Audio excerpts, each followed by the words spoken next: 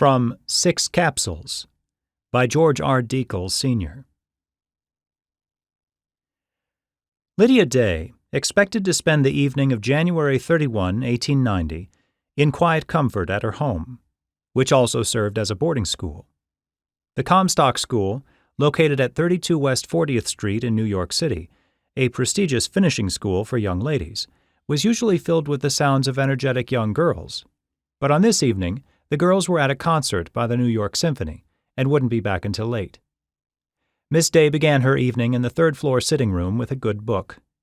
One student, Helen Potts, skipped the concert due to a bad headache. Helen was a beautiful, talented young lady, the daughter of wealth and privilege, who had led a sheltered life in the seaside town of Ocean Grove, New Jersey. A recent enrollee in the school, she was a demure young lady who seemed to be well liked by her fellow students, despite the fact that she was somewhat older than they.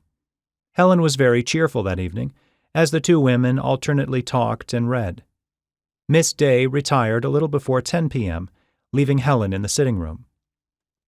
Helen soon decided to go to bed herself.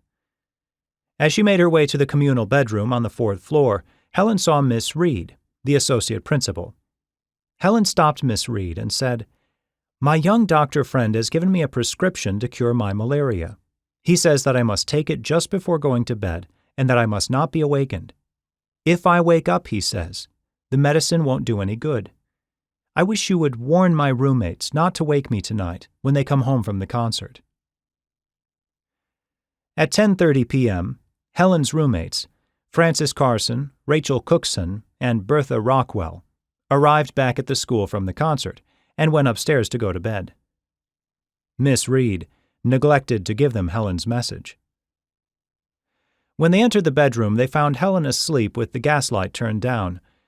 The girls turned the light up and began bustling around the room preparing for bed. The noise woke Helen.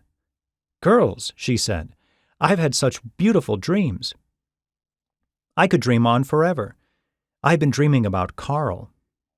The girls laughed as they continued to get ready for bed.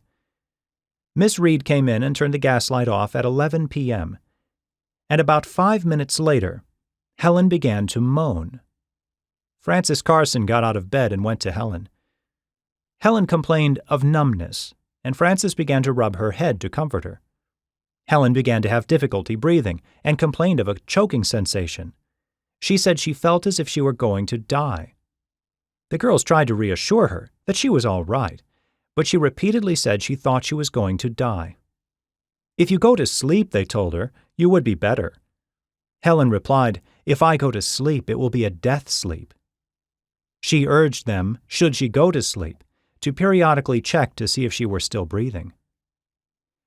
"Carl said I could take one of these pills every night for 12 nights in succession, and he had taken them himself. Carl would not give me anything that would hurt me, would he?" The girls comforted Helen for approximately 3/4 of an hour. When it became apparent that Helen was worsening, they sent for Miss Day. When she arrived, Helen was unconscious. Rachel Cookson later testified that when the gaslight was turned back on, she looked like death. She was very pale, and the veins all stuck out on her forehead and were blue, and even her hands were blue. Miss Day wasted no time trying to revive Helen, but immediately sent for Dr. Edward Fowler, who lived 3 doors down from the school on 6th Avenue. No ordinary general practitioner, Dr. Fowler was an eminent physician, the author and editor of several medical books, and a founder of New York's Homeopathic Medical College. When Dr. Fowler arrived, he found Helen in a state of profound coma, with cold, pale blue skin and labored breathing. Her pupils were both contracted to a point almost beyond being perceptible. Fowler recognized the symptoms, which were all too common in Gilded Age New York City.